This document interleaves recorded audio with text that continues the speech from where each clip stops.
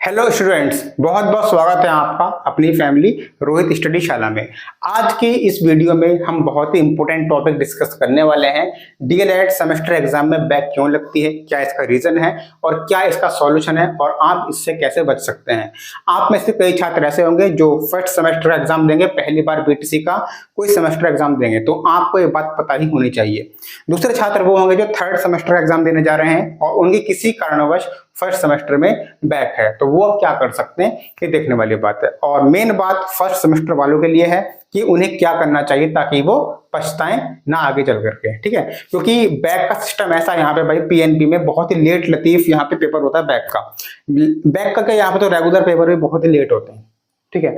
तो semester exams जब भी रिजल्ट आता है बीटीसी का, 2022 में हमारा रिजल्ट आया था फर्स्ट सेमेस्टर का, तो 37% बच्चे ही सिर्फ क्लियर पास थे। क्लियर पास 37% बच्चे फर्स्ट सेमेस्टर के रिजल्ट में। तो 63% बच्चों की बैक लगी थी। 63% बच्चे ऐसे थे जो किसी ना किसी सब्जेक्ट में फेल थे, ठीक है। और 50% के आसपास हमारे कॉलेज का रिजल्ट रहा था। लगभग हर कॉलेज का 90% कॉलेज का रिजल्ट ऐसा ही रहता है, 50% बच्चे पास और 50% बच्चे क्लियर, ठीक है। तो क्या इसका रीजन होता है, किस किस की बैक लगती है, तो ये समझने वाली बात है।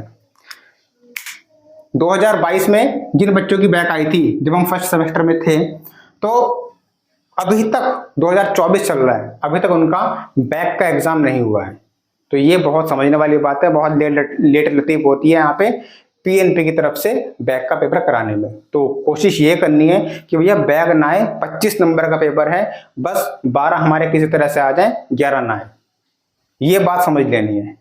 और जो बच्चे रेगुलर पढ़ाई करते हैं उनके लिए कोई दिक्कत की बात नहीं है, मैं उनकी बात कर रहा हूँ जो कहीं ना कहीं बेचारे जॉब में है, क्योंकि भाई आज के टाइम में पढ़ाई के साथ साथ जॉब कर पाना बहुत ही दिक्कत की बात है, लेकिन करना पड़ता है। उनके लिए मैं स्पेशली बात करता हूँ जो अभी तक वन नाइट स्टडी करके पास हुए हैं एग्जाम से, एक या दो दिन पहले रात पढ़ के पास हुए हैं, उनकी बात मैं स्पेशल कर रहा हूँ। और सभी के लिए ये काम की बात होने वाली है, ठीक है। चलिए सबसे पहली बात मैं करता हूँ, यहाँ पे 4 सब्जेक्ट में स्पेशल बैक आती है, मैथ, संस्कृत और एक है आपका सीडीपी जिसको बाल विकास बोलते हैं, और एक है शिक्षण अधिगम। ये 4 सब्जेक्ट में बैक बहुत आती है, क्योंकि शिक्षण अधिगम और बाल विकास ऐसा सब्जेक्ट है जो आपने आज तक नहीं पढ़ा है, और आप देखते हो भाई सिंपली तो है, थ्योरी तो एग्जाम से पहले पढ़ के हम पास हो जाएंगे, इसलिए इसमें बैक आती है।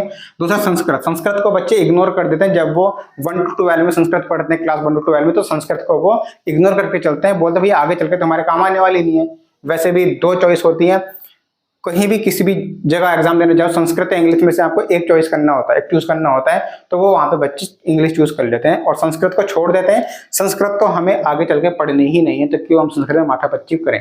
संस्कृत का ये रीजन है। और संस्कृत ऐसी नहीं है कि भैया एक दिन पहले पढ़ के आप पास हो जाओगे संस्कृत में बीटीसी में, ठीक है। मैथ का ये सीन है, जो टॉपर होते हैं, जो अभी तक अपने शुरू से टॉपर रहे हैं मैथ के, वो भी मैथ में बैक लेकर आते हैं। रीजन क्या है, मैथ में यहाँ पे चाहते हैं भाई पूरा ओपन मेथड, पूरा खुला तरीका चलता है यहाँ पे मैथ का। सपोज करो 2/3 प्लस 2/5 एक ही क्वेश्चन है, इसको एग्जाम में करने को दे दिया, तो छात्र क्या करते हैं, सिंपल जोड़ देते हैं इसको भैया, 3 पंजे 15, एक एलसीएम यहाँ पे 3 पंजे 15, 5 दूनी 10 प्लस 5 तिया 15 और 3 दूनी 6, सीधा यहाँ पे 16/15 आंसर लिख करके आ जाते हैं। जबकि ऐसा नहीं करना होता है, एग्जामिनर यहाँ पे 2 में से एक ही नंबर आपको देके चला जाएगा, पूरा खुला करके यहाँ पे दिखाना होता है। एलसीएम लेके 15, 3 से 5 भाग करेंगे, 5 गुणा 2 ऐसे लिख करके बोल सिंपल, 5 तिया 15, 3 दूनी 6, 5 दूनी 10 प्लस 3 दूनी 6/15 बराबर 16/15। तो ये तरीका यहाँ पे चलता है। ये भी नहीं करना, कोशिश करना कि यहाँ से स्टार्ट किया जाए। कुछ छात्र ये नहीं करते, सीधा ये कर देते हैं। तो मैथ को जितना हो सके उतना खोल के दिखाना, क्योंकि आप डीएलएड में आप बच्चों को कैसे पढ़ाना है प्राइमरी में उसकी तैयारी कर रहे हो, वो सीख रहे हो कि पढ़ाना कैसे है, तो ये तरीके आपको आने चाहिए। तो पहली बात मैंने आपको 4 सब्जेक्ट में बैक लगती है। मैथ में ओपन तरीका ही आपको लगना है, शॉर्टकट नहीं अपनाना है। मैं जानता हूँ 90% बच्चे ऐसे हैं डीएलएड में जो किसी ना किसी गवर्नमेंट एग्जाम की तैयारी कर रहे हैं, मैथ का सिलेबस कर रहे हैं, चाहे एसएससी का हो, आपका किसी भी सब्जेक्ट का हो, एसएससी, रेलवे, बैंकिंग, ठीक है। तो इन सब्जेक्ट में मैथ में शॉर्ट ट्रिक ही अपनाई जाती है, सेकंडों में सवाल करना होता है, लेकिन यहाँ पे उल्टा है, यहाँ पे आपको पूरा खोल के दिखाना पड़ता है।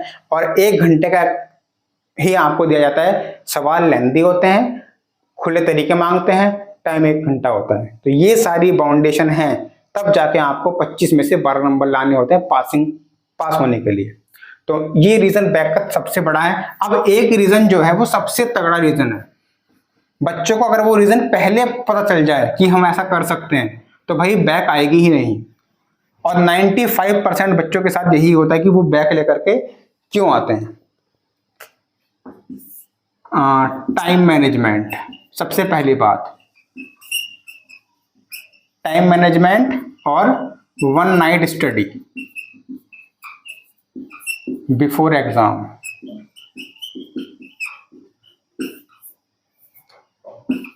तीसरा 3 एग्जाम इन 1 डे। सबसे बड़ा रीजन तो भैया ये है 3 एग्जाम इन 1 डे। पता नहीं किसने और क्या सोच के ये तरीका निकाला जो मेरी आज तक समझ में नहीं आया।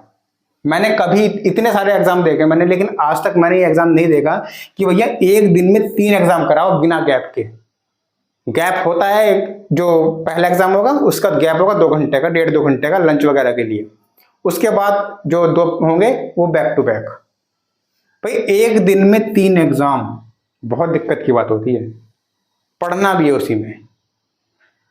तो टाइम मैनेजमेंट, अगर आप सोच रहे हैं कि भैया एक रात पहले पढ़ के हम पास हो जाएंगे, क्योंकि अभी तक आपने क्या करा है, कुछ छात्र ऐसे भी होंगे चाहे आपने बीएससी की हो या बीटेक किया हो, सेमेस्टर एग्जाम किए हो, बीटेक में भी छात्र ऐसे होते हैं एक रात पहले पढ़ा, क्वांटम वगैरह आते हैं या नोट्स रिवाइज किए और पेपर देने चले गए, वो पास हो जाते हैं।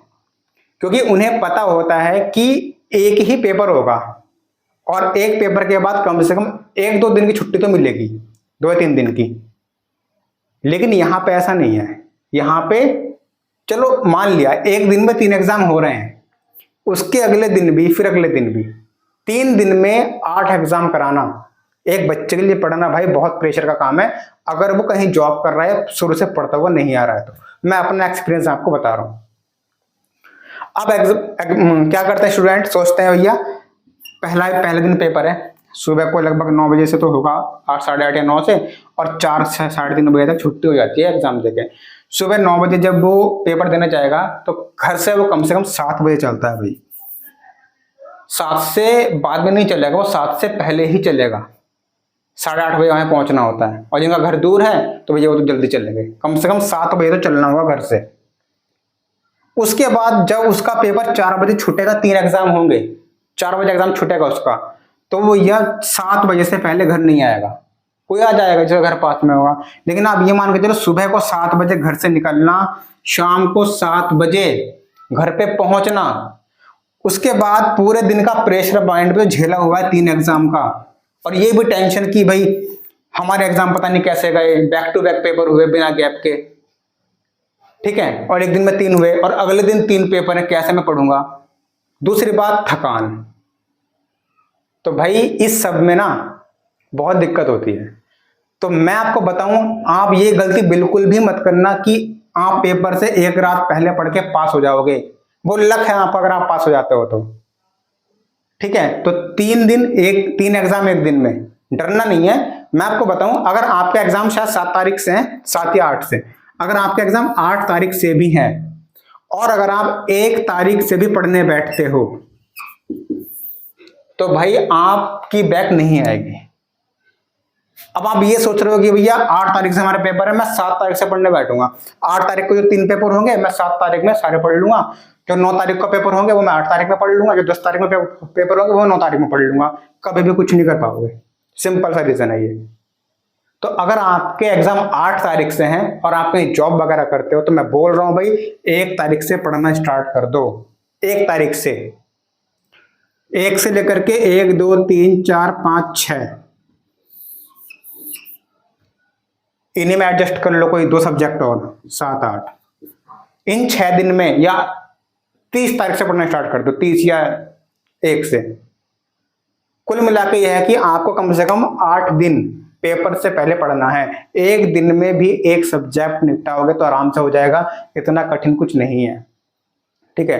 पर ये गलती मत कर देना कि भैया एक रात पहले हम एग्जाम पढ़ेंगे और पेपर दे आएंगे, यही बच्चे की बैक आ जाती है। दूसरी बात, एक दिन में 3 पेपर, अगले दिन फिर उठ के जाना है, 12 घंटे घर से बाहर रहना है, थकना है, फिर अगले पेपर की तैयारी की टेंशन भी लेनी है, तो तैयारी वैयारी कुछ नहीं होती है, नींद आ जाती है थक के, और खासकर सर्दियों के दिन में। चलो अभी तो गर्मी है, ठीक है, 7 बजे घर पे आके पढ़ोगे ना, थक जाओगे पूरे दिन का, नींद आ जाएगी आपको भाई। फिर सुबह को उठना भी है सर्दियों में, जानते हो आप। सबसे कठिन परीक्षा स्टूडेंट की सर्दियों में ही होती है, जल्दी सोना और जल्दी उठना बहुत दिक्कत का काम है, पढ़ना भी। फिर तो सबसे मेन रीजन मैं आपको बता देता हूं क्या है, सबसे मेन सॉल्यूशन है, जिस दिन आपका एग्जाम है उससे 8 दिन पहले कंटिन्यू स्टडी करना स्टार्ट कर दो। यही सबसे बड़ा सॉल्यूशन है, इसके अलावा कोई सॉल्यूशन नहीं है, क्योंकि पेपर में आप नहीं पढ़ पाओगे, ठीक है। रिवीजन तक करने का टाइम नहीं मिल पाता बच्चों को पेपर में, रिवीजन तक करने का। तो उम्मीद है आपको समझ में आ गया होगा। और मैराथन होगी आपकी एग्जाम में, एग्जाम से पहले मैराथन कराऊंगा। और हाँ, प्रीवियस ईयर और कुछ बातें बतानी है आपको। CDP बैक है, पॉइंट टू पॉइंट। हाँ, दूसरी बात है, बच्चे पॉइंट टू पॉइंट नहीं लिखते हैं, तो बातें और समझानी है आपको, ठीक है। सबसे बड़ा रीजन तो यही था, एक दिन में 3 एग्जाम, लेकिन वो आपके हाथ में बात नहीं है, वो बदलना आपके हाथ में, पढ़ना है और स्ट्रेटेजी फॉलो करना है।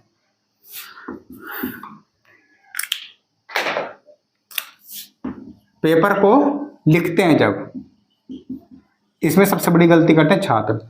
पॉइंट टू पॉइंट यहां पे लिखना होता है, पॉइंट टू पॉइंट, ज्यादा बकवास नहीं लिखनी होती है। वेरी शॉर्ट आते हैं अति लघु, 30 वर्ड में लिखने होते हैं, और वेरी शॉर्ट आते हैं आपके 50 वर्ड में। कुछ छात्र ऐसे होते हैं 30 वर्ड में, देखो वेरी शॉर्ट अति लघु 30 वर्ड में लिखने होते हैं। अगर आपने 40 वर्ड लिख दिए तो एग्जाम आपको नंबर कम मिलेंगे। 50 वर्ड का आता है लघु, अगर आपने ज्यादा लिख दिया, 60 या 70 लिख दिए, सोचोगे भाई ज्यादा लिखे ज्यादा नंबर मिलेंगे, पूरे नंबर मिलेंगे, ऐसा नहीं होता, उल्टा नंबर कट जाते हैं। पॉइंट टू पॉइंट पूछा गया है तो पॉइंट टू पॉइंट ही आपको बताना है, ठीक है। हाँ, ये है, तो प्रीवियस ईयर करके जाना है आपको, पॉइंट टू पॉइंट लिखना है। अगर अब सपोज करो कि यहां पे लिख दिया न्यूटन की, हाँ ये लिख दिया न्यूटन की 3 नियम लिखो या 3 समीकरण लिखो, क्वेश्चन आ गया न्यूटन के 3 समीकरण लिखो। ज्यादा कुछ नहीं करना है, 3 समीकरण लिख देने, v बराबर u प्लस 80, s बराबर ut बराबर 280 स्क्वायर, बस 3 समीकरण लिखो, बात खत्म। 2 नंबर का है, 2 नंबर आपको मिलेंगे। फिर ये मायने नहीं रखेगा कि 30 वर्ड में देना है 50 वर्ड में देना है, 3 समीकरण लिखो, पूरे 2 नंबर मिलेंगे। अब समीकरण आपको याद नहीं है, आप लिखने बैठे हो न्यूटन ने 3 गतिविषयक नियम दिए। पहला नियम ये कहता है कि अगर कोई पिंड रुका हुआ है तो वो रुका ही रहेगा तब तक कि उस पर कोई बाह्य बल ना लग जाए।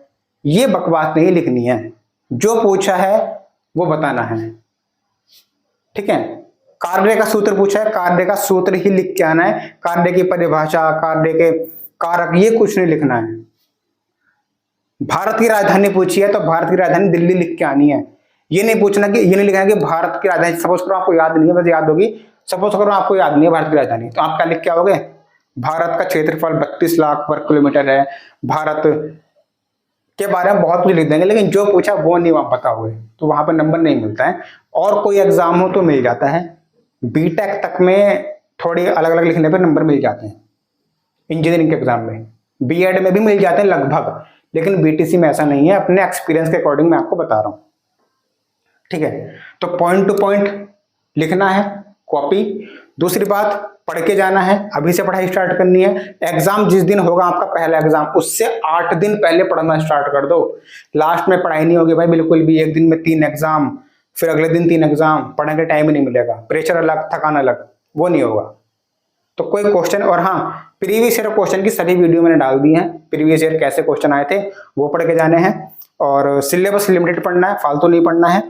और अभी से पढ़ना शुरू कर दो, मैराथन डाल रहा हूँ, मैथ की क्लासेस स्टार्ट हो चुकी हैं, मैथ की हर एक चैप्टर की क्लास डाल रहा हूँ आपकी मैं। पहला चैप्टर है तो एक क्लास में पूरा चैप्टर कंप्लीट, दूसरा चैप्टर है दूसरे कंप्लीट, मैथ में ऐसा कर रहा हूँ। तो जाके देखो, सब्सक्राइब कर लो चैनल को। और वीडियो के डिस्क्रिप्शन में टेलीग्राम चैनल का लिंक है, टेलीग्राम पे फ्री नोट्स, फ्री जानकारी आपको मिलती है, उसे ज्वाइन करो। इंस्टाग्राम अकाउंट का लिंक है, मुझसे कॉन्टैक्ट करने के लिए कोई बात पूछनी है, कोई थके हुए हो, मैं हूं, मैं आपकी बात सुनूंगा। इंस्टाग्राम पे फॉलो करके मैसेज कर सकते हो, ठीक है। बस यही था। और रोहित स्टडीशाला को अपने फ्रेंड्स में शेयर कर दीजिएगा, ग्रुप में शेयर कर दीजिएगा, ताकि उनका भी कुछ फायदा हो सके। और इस वीडियो को ज्यादा से ज्यादा शेयर कर दें, ताकि आपके एक शेयर से किसी बच्चे का साल बर्बाद होने से बच जाए, ठीक है। उम्मीद है आपको समझ में आ गया होगा। मिलते हैं हम नेक्स्ट क्लास में। Thank you, bye bye.